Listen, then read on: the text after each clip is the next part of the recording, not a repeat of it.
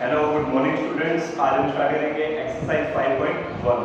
वैसे तो अगर किसी बच्चे ने प्रीवियस वीडियो में इंट्रोडक्शन देखा चैप्टर 5 का तो उसे बहुत इजीली ये एक्सरसाइज समझ आ जाएगी। बिल्कुल सिंपल एक्सरसाइज है, जैसे मैंने पहले ही बोला था चैप्टर 5 बिल्कुल इजी है। अगर कंसेप्ट क्लियर होंगे तो आसानी से तुम्हारा चैप्टर कंप्लीट हो जाएगा। तो 5.1 देखना तुम्हारे से इजीली हो जाएगा। तो फर्स्ट क्वेश्चन देखो, मैंने तुम्हें कल सेकंड थर्ड फोर्थ के लिए बोला था ट्राई के लिए। Now what you see the first question, ठीक है। फर्स्ट पार्ट देखो क्या कह रहा है। In which of the following situations does the list of numbers involved make an AP? इनमें से जितनी ये चार पार्ट दिए हुए इनमें से ये बताओ कौन सा list of numbers AP form कर रहा है एंड व्हाई। तो अब फर्स्ट पार्ट पढ़ेंगे क्या कह रहा है। The taxi fare after each kilometer when the fare is ₹15 for the first kilometer and 8 for each additional kilometer। ये क्या कह रहा है, जो टैक्सी का फेयर है, जो टैक्सी का किराया है वो पहले किलोमीटर के लिए तो कितना रुपीस है 15 किलोमीटर। आगे जैसे जैसे किलोमीटर ऐड होते रहेंगे 8 रुपए एक्स्ट्रा लगते रहेंगे। मतलब पहले अगर तुम यहाँ से गाड़ी लेके गए 1 किलोमीटर तो उसके कितने पैसे लगेंगे 15 रुपए। और अगर 2 किलोमीटर गए तो पहले के तो 15 लगेंगे, दूसरे वाले में 8 रुपए ऐड होते रहेंगे। तो 15 + 8 23। ऐसे 3 किलोमीटर आगे गए तो पहले के कितने लगेंगे 15, आगे 2 बच गए। अब 3 में से 1 या 2 बचे, 2 के कितने लगेंगे 8 रुपए। तो 2 × 8 16, 16 + 15 31। तो ये देखो fair for journey of first kilometre, पहले किलोमीटर के लिए कितने रुपीस लगे 15। 2 किलोमीटर के लिए कितने लगेंगे, पहले के लिए तो 15 फिक्स है। अब 2 में से 1 गया बचा 1, तो 15 + 8 23, तो 23। ऐसे थर्ड किलोमीटर के लिए देखो पहले किलोमीटर के लिए फर्स्ट के लिए 50, जो 2 बच गए 2 किलोमीटर उनके 8 रुपीस के अकॉर्डिंग 2 × 8 16, 15 + 16 31। ऐसे तुम 4 किलोमीटर के लिए निकालोगे 39। तो यहाँ पे देखो जो तुम्हारा लिस्ट ऑफ नंबर्स बना वो क्या बना 15 23 31 39। अब तुम्हें एपी, अगर तुम्हें कल मैंने इंट्रोडक्शन पार्ट में बताया था एक मेथड कि अगर तुम्हें चेक करना है कि ये एपी है या नहीं तो तुम्हें क्या फाइंड करना होता है, उन कंसेक्यूटिव टर्म्स के बीच में, दो कंसेक्यूटिव टर्म के बीच में अगर डिफरेंस सेम आ रहा है तो हमारी वो क्या होगी एपी। तो यहाँ पे देखो 23 - 15 8, 31 - 23 8, 39 - 31 8। मतलब यहाँ पे because difference between two consecutive terms is same so it forms an AP। because यहाँ पे consecutive terms के बीच में difference कितने का है 8 का, जो कि सेम है, तो इसीलिए क्या बना रहे AP। ठीक है, सेकंड पार्ट पे आ जाओ। ये सेकंड पार्ट थोड़ा बच्चों को कम क्लियर होता है तो इस पे ध्यान देना। क्या कह रहा है इसमें, कह रहा है the amount of air present in a cylinder, जो सिलेंडर में एयर प्रेजेंट है when a vacuum pump removes 1/4 of the air remaining in the cylinder at a time। उसने क्या कहा, एक सिलेंडर है जिसमें कुछ एयर फिल है, बट जब वैक्यूम करते हैं तो वो 1/4 एयर को क्या कर देती है रिमूव। तो लेट करो सबसे पहले एयर कितनी प्रेजेंट है सिलेंडर के अंदर y यूनिट, क्योंकि उसने बताया नहीं हमें कितनी है तो हमने x कर लो या y कुछ मर्जी कर सकते हैं, मैंने y कर लिया। Let amount of air present in the cylinder be y unit. तो फर्स्ट टाइम में जैसे हम पहले टाइम में वैक्यूम को यूज करेंगे, वैक्यूम को यूज करने पे उसने कहा है जितनी एयर प्रेजेंट है उसका 1/4 पार्ट रिमूव हो जाता है। तो अगर देखो पहले एयर y प्रेजेंट थी तो y का 1/4 क्या होगा y/4, y × 1/4, तो y/4 रिमूव हो जाएगा। एक बात सोचिए, देखो अगर गैस सिलेंडर के अंदर गैस है 4 यूनिट, अगर पहली बार अगर मैंने इसको पंप किया तो उसने कहा 1/4 रिमूव हो जाएगी। 4 का 1/4 क्या होगा 4 का 1/4 इंटू करके 1, तो अब उसके अंदर 1/4 रिमूव हो गया तो सिलेंडर के अंदर एयर कितनी बची 1/4 कितना है 1, तो 4 टोटल थी 1 रिमूव हो गई तो बची कितनी 3। तुम्हें कैसे निकालना, टोटल माइनस जो रिमूव हुई है वही करें। तो वैसे यहाँ पे देखो मैंने क्या किया, टोटल कितनी थी y, रिमूव कितनी हुई 1/4, y/4 उसको माइनस कर दिया। तो माइनस करने पे यहाँ पे एलसीएम लोगे ये 1, तो 4y - y 3y divide by 4। तो जब फर्स्ट टाइम हमने पंप किया तो उसमें कितनी गैस का एयर रह गई 3y/4। अब ध्यान रखना एक बात का, अब जो उसके अंदर सिलेंडर के अंदर एयर है वो y नहीं है, अब कितनी है 3y/4। तो अब तुम दोबारा वैक्यूम करोगे तो तुम्हारी एयर कितनी प्रेजेंट है 3y/4 और 1/4 किसकी रिमूव होगी, इस वाली जो ये एयर प्रेजेंट है उसकी 1/4 रिमूव होगी। तो देखो 3y/4 माइनस 3y/4 का 1/4 कितना होगा 3y × 1 3y 4 × 4 16। तो जब यहाँ पे एलसीएम लोगे 16 4 × 3 12, 12 minus 3 9, तो 9y/16। ये बात समझ आइए। सबसे पहले एयर प्रेजेंट थी हमारी y, फिर उसमें कह रहे जितनी एयर प्रेजेंट है उसका 1/4 रिमूव होती है, तो पहले पार्ट में y/4 रिमूव हुई, तो y - y/4 3y/4। अब एयर सिलेंडर के अंदर 3y/4 प्रेजेंट है, अब उसका 1/4 रिमूव करेंगे तो वो कितना होगा 3y/16। जब एलसीएम लोगे तो आएगा 9y/16। तो अब नंबर देखो क्या क्या बने। पहले एयर प्रेजेंट थी y, फिर उसके बाद 3y/4, फिर 9y/16। तो जब तुम इसका कॉमन डिफरेंस निकालोगे दो कंसेक्यूटिव टर्म्स का, वो क्या आएगा, सेम नहीं आएगा। So it does not forms an AP. तो ये तुम डिफरेंस इनको शो करके दिखा सकते हो। यहां देखो 3y/4 - y, जब करोगे तो क्या आ जाएगा तुम्हारा -y/4। ऐसे यहां से जब एलसीएम लेके करोगे तो तुम ये दिखाओगे कि इसका डिफरेंस और इसका डिफरेंस क्या है, नॉट इक्वल। फिर उसके बाद ये लाइन लिखोगे कि difference between two consecutive terms is not same, so it does not forms an AP. तो ये पार्ट यहां पे करके दिखाना है तुमने कि यहां पे जो डिफरेंस है वो सेम नहीं आ रहा। नाउ थर्ड पार्ट बहुत आसान है, जो फर्स्ट पार्ट था सेम है, वहां पे टैक्सी की बात हो रही थी, यहां पे क्या है, अगर एक डिग करना है अपने किसको, वेल को, मतलब एक कुआं खोदना है। जब पहले 1 किलोमीटर तक कुएं को खोद लेते हैं तो उसकी कॉस्ट है 150 रुपीस। कितनी है, 150। अगर 2 किलोमीटर तक कुएं को खोद रहे हैं, मतलब वेल को डिग कर रहे हैं, तो फर्स्ट किलोमीटर की तो 150, अब सेकंड के लिए कितनी रुपीस एक्स्ट्रा है, 50। तो देखो क्या किया, फर्स्ट के लिए 150, सेकंड के लिए कितना हो गया 150 पहले वाला, और एक बच गया 1 किलोमीटर, उसका एडिशनल 50 रुपए, 150 प्लस 50 200। ऐसे ही थर्ड 3 किलोमीटर अगर खोदना और डिग करना है वेल को, तो देखो फर्स्ट किलोमीटर का तो फिक्स है कितना 150, अब बचा कितना किलोमीटर 2, तो 2 को 50 से एडिशनल 50 दी, तो 2 * 50 100, तो 150 + 100 250। तो अब यहां पे देखो नंबर्स की लिस्ट क्या बनी, 150 200 250। तो यहां पे भी देखो डिफरेंस क्या है, सेम 50 का, 200 - 150 50, 250 - 200 50। So difference between the two consecutive terms is same, so it forms an AP. तो ये थर्ड पार्ट में क्या बन रहा है, एपी। नाउ फोर्थ पार्ट में आ रहा है। फोर्थ पार्ट में क्या कह रहे हैं, the amount of money in the account every year when 1000 rupees is deposited at compound interest at 8% per annum. अब यहां पे कह रहे हैं जो अमाउंट ऑफ मनी है वो अकाउंट में हर साल सबसे पहले 10,000 रुपीस डिपॉजिट की थी, कितने इंटरेस्ट पे, 8% इंटरेस्ट पे। तो इसका फॉर्मूला देखो क्या होगा, A = P * 1 + R/100T। A यहाँ पे अमाउंट होगी, ठीक है, हर साल के बाद कितनी अमाउंट हो जाएगी, P देखो प्रिंसिपल वैल्यू, जो उसने प्रिंसिपल स्टार्टिंग में वैल्यू डाली थी वो कितनी है 10,000। R है यहाँ पे रेट, जिस परसेंट से रेट से उसने, ये देखो यहाँ पे बोल रहा है compound interest at 8% per annum, तो कितने रेट से उसने कंपाउंड इंटरेस्ट लिया 8%। टाइम हर साल का, उसने देखो पहली लाइन में बोला है the amount of money in the account every year, हर साल के लिए निकाल के बताएंगे। तो सबसे पहले 10,000 रुपए फर्स्ट प्रिंसिपल वैल्यू हो गई, तो पहले साल की निकालते हैं अमाउंट, पहले साल उसकी अमाउंट क्या होगी, ये तो उसने सबसे पहले, ये तो उसकी प्रिंसिपल वैल्यू है, बट फर्स्ट ईयर में उसकी कितनी अमाउंट होगी वो चेक करेंगे। तो P की जगह 10,000 1 प्लस रेट देखो यहाँ पे कितना है, अब यहाँ पे परसेंट लगाने की जरूरत नहीं है क्योंकि मैंने परसेंट के नाम पे यहाँ पे नीचे 100 लगा दिया है, तो सिर्फ जो वैल्यू हो वो लिख देना है इसको 8/100। तो कौन सा ईयर है, फर्स्ट, तो टाइम क्या हो गया 1, 8/100 0.08, तो 1 + 0.08 1.08। जब इससे मल्टीप्लाई करोगे तो कितना आ गया अमाउंट 10,800, मतलब फर्स्ट ईयर की उसकी अमाउंट कितनी होगी 10,800। ऐसे ही अब सेकंड ईयर की निकालेंगे, P तो सेम ही प्रिंसिपल वैल्यू कितनी थी 10,000। अब देखो रेट 8%, टाइम क्या हो गया T, ये फर्स्ट ईयर की बात है, ये सेकंड ईयर, तो T कितना हो गया 2, 1 + 0.8 का स्क्वायर, इसको जब स्क्वायर करके सोल्व करोगे और इससे मल्टीप्लाई करोगे तो कितना आएगा 11,664। तो अब यहां पे देखो सबसे पहले उसकी प्रिंसिपल वैल्यू कितनी थी 10,000, फिर फर्स्ट ईयर की 10,800, फिर सेकंड ईयर की 11,664।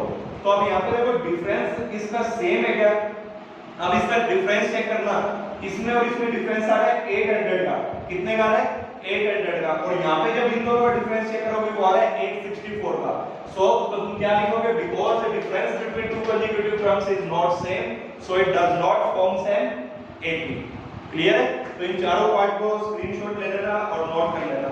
नाउ सेकंड,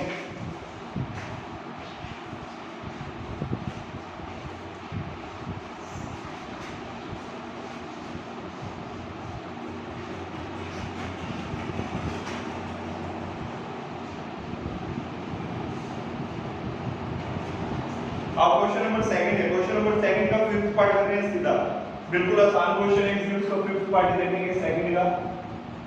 a की वैल्यू दे रखी है -1.25, d की वैल्यू दे रखी है -0.25। ठीक है, इसमें देखो क्या पूछा है, write the first four terms of the AP.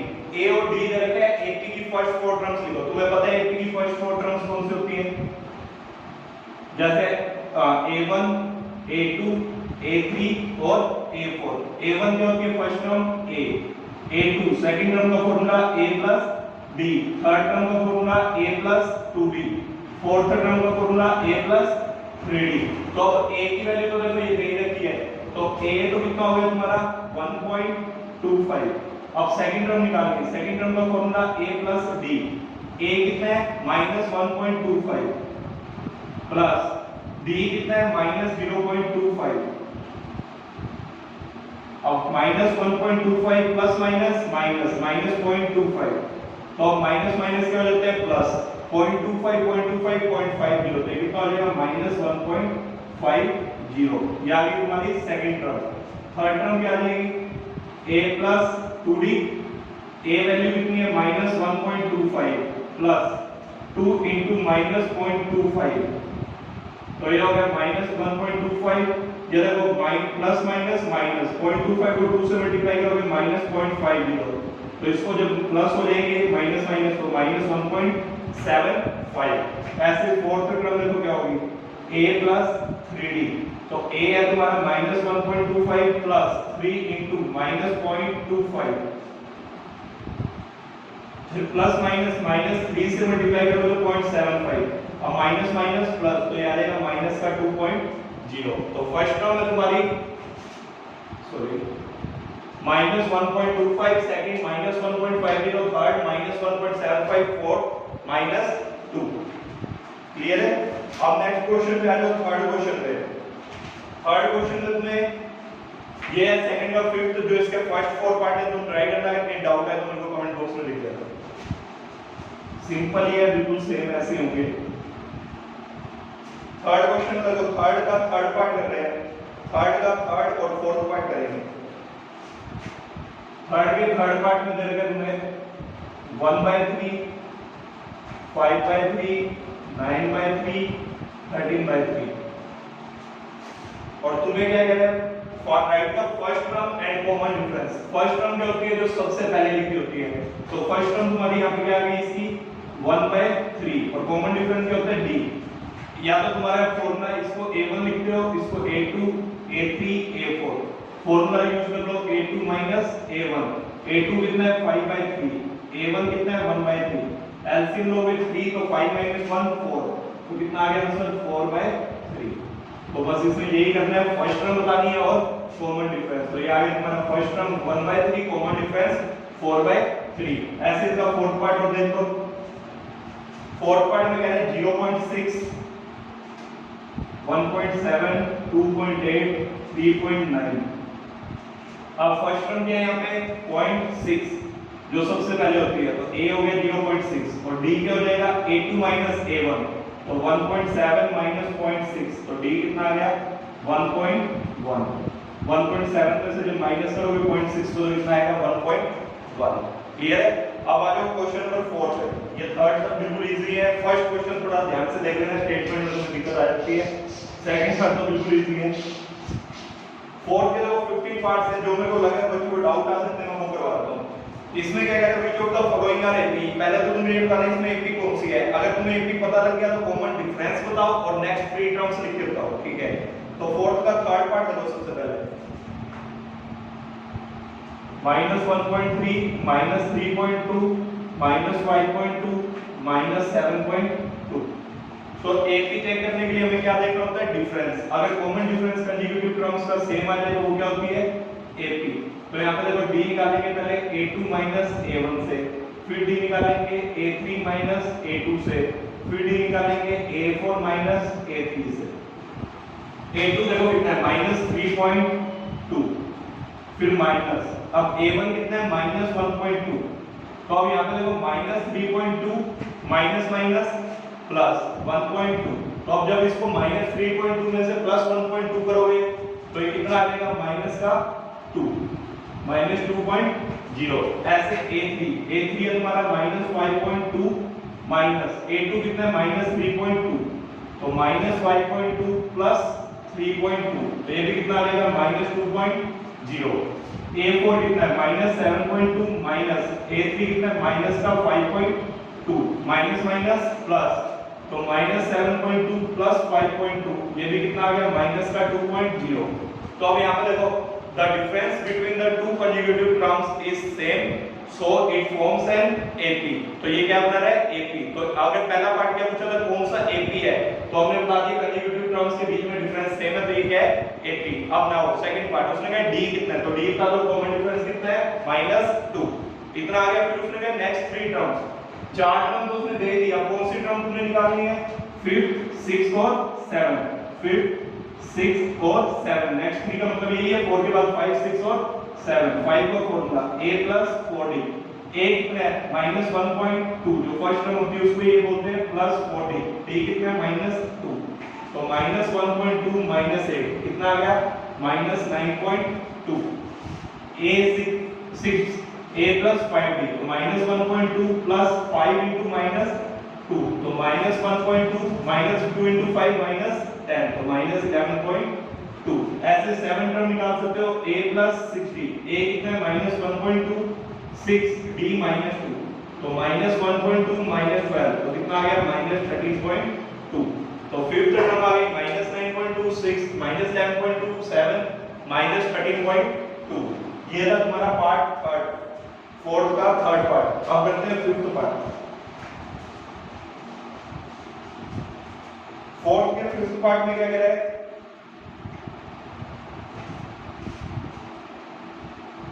तुम्हें दे रखा है 3 + √2 3 + 2√2 3 + 3√2। तो सबसे पहले तो ये चेक करके बताना ये एपी है या नहीं, तो ये A1 ये A2 ये A3 ये A4, D का फॉर्मूला A2 - A1, D का फॉर्मूला A3 - A2, D का फॉर्मूला यूज करेंगे A4 - A3, क्योंकि अगर कंसेक्यूटिव डिफरेंस सेम है टर्म्स के बीच में तो क्या होगा वो AP। तो अब यहां पे वो A2 कितना है 3 + √2 -3 + 3 -3 कैंसिल, बचा क्या √2। A3 देखो कितना है 3 + 2√2 -3 + √2। अब इसको ब्रैकेट में लिखना हमेशा का होगा माइनस कॉमन, माइनस अंदर जाएगा, देखो 3 + 2√2 -3 -√2, 3 से 3 कैंसिल, 2√2 में से एक √2 गया। अगर नहीं तो नहीं समझ आता तो √2 कॉमन निकालो, अंदर क्या बचेगा 2 - 1 2 - 1 1 √2 * 1 √2, तो ये भी कितना आ गया √2। A4 निकालोगे तो 3 + 3√2 -3 + 2√2, तो ये कितना आ जाएगा, देखो मैं यही सोल्व करूं माइनस अंदर जाएगा, ये माइनस 3 से 3 कैंसिल, 3√2 में से 2√2 गया, कितना बचेगा √2। देखो कंसेक्यूटिव टर्म्स के बीच में डिफरेंस कितना है √2 सेम है, तो इसका मतलब ये भी क्या फॉर्म कर रहा है AP। तो उसने ये पूछा था पहले पार्ट में, सेकंड कॉमन डिफरेंस कितना है, वो कितना है √2।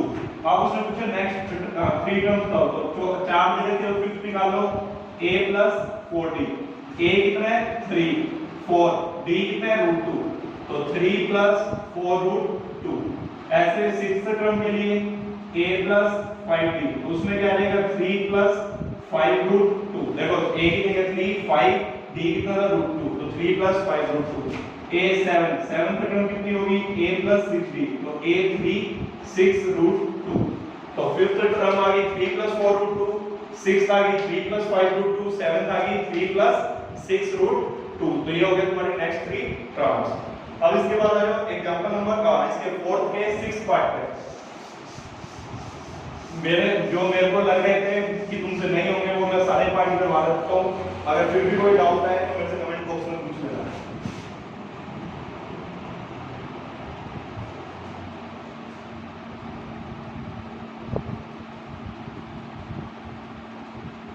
यहाँ पर देखो ये A1 ये A2 ये A3 ये A4, D का formula A2 - A1 A3 - A2 a4 minus a3 वो लिखने की जरूरत नहीं पड़ेगी। देखना कैसे a2 कितना है तुम्हारा 0.22 माइनस 0.2। अब ये कैसे सोल्व होता है? देखो यहाँ पे 0.22 माइनस करना 0.2, अगर कुछ नहीं होता पीछे 0 तो 2 में से 0 2, 2 माइनस 2 0 और 0 माइनस 0 0, तो कितना आगे सोल्व करने में 0.02। ऐसे इसको सोल्व करो 0.222 माइनस 0.22 0.222 माइनस 22, अगर कुछ नहीं है तो 0, 2 माइनस 0 2, 2 माइनस 2 0। तो अब एक चीज देखना 0.02 और 0.002 ये सेम चीज है क्या? नहीं है, because the common difference between the two consecutive terms is not same, so it does not forms an 80। तो आगे कुछ शो करने की जरूरत नहीं है, अगर 80 शो कर हो जाती तो आगे बताते कि d इतना है, आगे तीन टर्म्स इतनी आएंगी। अब 80 नहीं है तो हम नहीं बताएंगे आगे, बस हमें ये लिखना है because the common difference between two consecutive terms is not same, so it does not forms an 80। clear? now इसके आ जाओ 11th पार्ट पे। 11th पार्ट में क्या कह रहा है? 11th पार्ट में कह रहा है 4 के a square a cube a की पावर 4 ये बोल रहा है। ये देखो ये हो गया तुम्हारा a1, ये हो गया a2, ये हो गया a3, ये हो गया a4। d का formula a2 minus a1, a2 कितना है a स्क्वायर और a1 a, तो यहाँ पे देखो a कॉमन आ जाएगा क्या? तो यहाँ से a कॉमन, तो अंदर कितना बचा a के, और यहाँ से एक बार आ गया तो a into a माइनस 1। ऐसे नेक्स्ट निकालो a3 माइनस a2, उसमें कितना होगा a cube minus a square. अब यहाँ देखो a स्क्वायर कॉमन आ रहा है, तो a स्क्वायर कॉमन आया तो देखो यहाँ से 3 है, 2 आ चुके बाहर, एक अंदर बच गया, यहाँ से दोनों ही बाहर आ गए तो क्या बचा -1। एक चीज देखो अब ये दोनों सेम है क्या? a माइनस 1 तो है, बट यहाँ पे a है, यहाँ पे a स्क्वायर है, सो ये दोनों क्या है? सेम नहीं है। सो अब क्या लिखेंगे? Because the difference between two consecutive terms is not same, so it does not forms an 80। Clear है? जब भी 80 नहीं बनेगी तुम्हें आगे कुछ शो नहीं करना है, मैं दोबारा बोल रहा हूँ बात, अगर 80 होगी तो तुमने बताना है उसमें आगे नेक्स्ट 3 टर्म्स। क्लियर है? नाउ पार्ट नंबर 12 पे ये बच्चे बहुत कंफ्यूज होते हैं, इस पार्ट में इंपॉर्टेंट पार्ट है इस तरह से, तो इसको देखना ढंग से।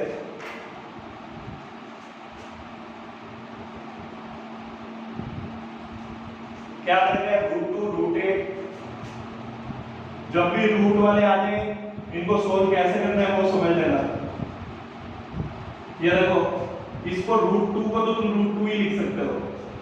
8 के पहले फैक्टर निकालना करो, क्या होता है 2 4 जा 2 2 जा 2 2 जा 1, कितने 2 आ गए? 3। तो इसके अंदर लिखो इसको ऐसे 2 × 2 × 2, ऐसे 18 को लिखो। 18 के जो फैक्टर निकालोगे तो क्या आएगा 2 9 जा 3 3 जा फिर 3 3 जा, तो 2 तो 1 तो 2 आए और 3 कितने हैं? 2। ऐसे 32 के लिखो, 32 के मैं लिख देता हूं डायरेक्ट 2 × 2 × 2 × 2 × 2, 5 2 आएंगे, निकाल के देखना है ऐसे। अब तुम्हें रूट के अंदर एक चीज पता होनी चाहिए, जो चीज 2 होती है वो बाहर आती है तो 1 आती है सिर्फ, ये तो √2 ही है, इसको तो वैसे ही पड़ा रहने दो। अब यहाँ पे देखो ये 3 2 है, 2 2 तो बाहर आते हैं, पेयर बाहर आता है, पेयर बाहर आने से वो एक ही बार लिखी जाती थी। अब पेयर देखो यहाँ पे 2 बार आ गई ये वाले, तो ये बार आगे कितनी बार आ जाएगा?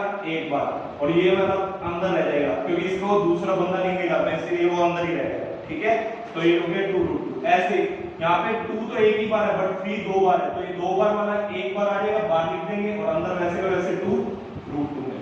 ऐसे यहाँ पे देखो कितने पेयर बन रहे हैं? 1 2, तो अब देखो एक ये वाला 2 बार जाएगा, एक 2 ये बार जाएगा, 2 × 2 4, और ये वाला 2 अंदर ही पड़ा रहेगा, तो 4 √2। तो अब ये तुम्हारी 80 बन गई। तो आप इसको लिखो, ये कौन सी टर्म हो गई? फर्स्ट टर्म, ये हो गई सेकंड टर्म, ये हो गई थर्ड टर्म, और ये हो गई फोर्थ टर्म।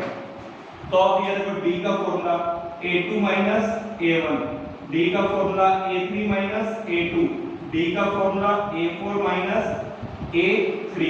a2 - a1 देखो 2 √2 - √2, 2 √2 - √2, ये कितना आ जाएगा? √2। ऐसे 3 √2 - √2, ये भी कितना आ जाएगा? √2। ये देखो ये 4 √2 - 3 √2, ये कितना आ जाएगा? √2। अब यहाँ पे देखो कंसेक्यूटिव टर्म्स के बीच में कॉमन डिफरेंस क्या है, सेम, कितना है, √2। तो अब इसकी नेक्स्ट थ्री टर्म निकाल के दिखा देंगे, कौन सी, a5 a6 और a7। a5 का फॉर्मूला a + 4d, a कितना है फर्स्ट टर्म √2, 4d, d कितना है √2, तो 4√2 + √2 5√2। सिक्स्थ टर्म का फॉर्मूला a + 5d, √2 + 5√2, 5 + 1 6√2। ऐसे नेक्स्ट निकालोगे वो कितनी आ जाएगी, 7√2। कैसे, a + 6d, √2 + 6√2 7√2। तो मैंने डायरेक्ट लिख दिया, तुम सोल्व करके दिखाओगे। क्लियर है। नाउ इसके बाद आ जाओ पार्ट नंबर 13 पे। इसका 13 पार्ट भी वही रूट वाला है, तो इसमें थोड़ा कंफ्यूजन होता है, इसलिए करवा देता हूं इसको भी। 13 में कह रहे हैं √3 √6 पार्ट 13, √3 √6 √9 √12। अब यहाँ पे देखा सेम वैसे लिखेंगे। ये तो हो गया √3, इसको कैसे लिख सकते हैं, 3 × 2, √9 किसका होता है, 3 का। इसको कैसे लिख सकते हैं, 12 को 2 × 2 × 3। तो यहाँ पे देखो इनको थोड़ा ऐसे करके लिख लेना, ये √3। अब ये देखो √6 है, तो इसको ऐसे लिख सकते हो, √3 × √2, √6 ही होता है। 3 को क्या लिख सकते हो, √3 × √3। ये बात पता है तुम्हें, √3 × √3 क्या होता है, 3। अब यहाँ पे देखो ये 2 दो बार है, फिर 12 के एक बार, अंदर क्या बचेगा 2√3। तो अब ये तुम्हारी फर्स्ट टर्म हो गई, ये सेकंड, ये थर्ड और ये फोर्थ। तो अब डी निकालो। अब डी तुम निकालोगे इसका, ये मैंने तुम्हें बता दिया, इसको ये मेन चीज थी। अब देखना क्या होगा तुम्हारा, यहां से जब, चलो एक मैं निकाल के बताता हूं तुम्हें, दो a2 - a1, तो √3 × √2 - √3। अब √3 यहां भी है, √3 यहां पे, तो कॉमन आ जाएगा, अंदर क्या बचेगा, √2 - 1। ऐसे नेक्स्ट के लिए निकालोगे a3 - a2, √3 × √3 - √3 × √2। अब √3 यहां भी है, √3 यहां भी, तो कॉमन, अंदर क्या बचा है, √3 - √2। ये देखो √3 तो है यहाँ पे, बट ये चीज और ये चीज सेम है क्या, नहीं है। So it does not forms an AP। तो ये भी क्या नहीं करेगी, फॉर्म AP। तो इस बात का ध्यान रखना। अब इसके बाद पार्ट करते हैं हम, इसके बाद पार्ट करते हैं 15 पार्ट देखो। पार्ट नंबर 15, ये स्क्वायर वाले आते हैं, जब भी स्क्वायर को ओपन कर रहे हो, 1 का स्क्वायर, 5 का स्क्वायर, 7 का स्क्वायर और 73। 1 का स्क्वायर कितना होता है, 1, 5 का स्क्वायर 25, 7 का स्क्वायर 49, और ये तो डायरेक्टली लिख दिया उसने 73। तो अब ये तुम्हारा बिल्कुल सिंपल हो गया, अब तुम कर ही लोगे a1 a2 a3 a4, square वाले उसको ओपन कर दो। अब देखो d कितना होगा, a2 - a1, 25 - 1 24, a3 - a2, 49 - 25 24, a4 - a3, 73 - 49 24. So the difference between the two consecutive terms is same, so it forms an AP. तो इससे नेक्स्ट टर्म कौन सी पाएंगे, फिफ्थ a5, तो a + 40, a कितना है 1, d कितना है 24, तो उसके अकॉर्डिंग तुम निकाल सकते हो। ठीक है, तो मैंने अपनी तरफ से जो मेरे को लग रहा था कि बच्चों को डाउट आ सकते हैं, मैंने अपनी तरफ से सारे पार्ट को करवा दिए हैं। अगर फिर भी किसी क्वेश्चन के पार्ट में डाउट रह जाए तो मुझसे कमेंट बॉक्स में तुम पूछ सकते हो। ठीक है, तो तुम्हारी एक्सरसाइज 5.1 कंप्लीट हुई। अब नेक्स्ट कल शुरू करेंगे 5.2 उसका इंट्रो और एक्सरसाइज शुरू करेंगे। ठीक है, थैंक यू।